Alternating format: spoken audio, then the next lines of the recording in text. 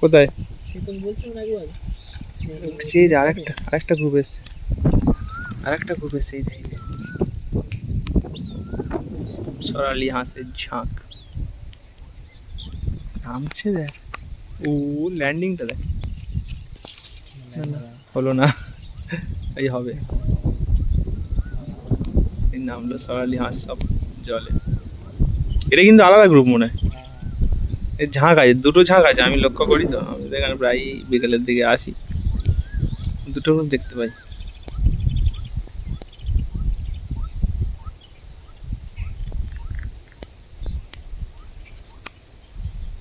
দু ধরনের হাঁস একসাথে ভিডিও করে নিলাম, লেসার হুইসলিং ডাক আর এদিকে লিটল গ্রেপ।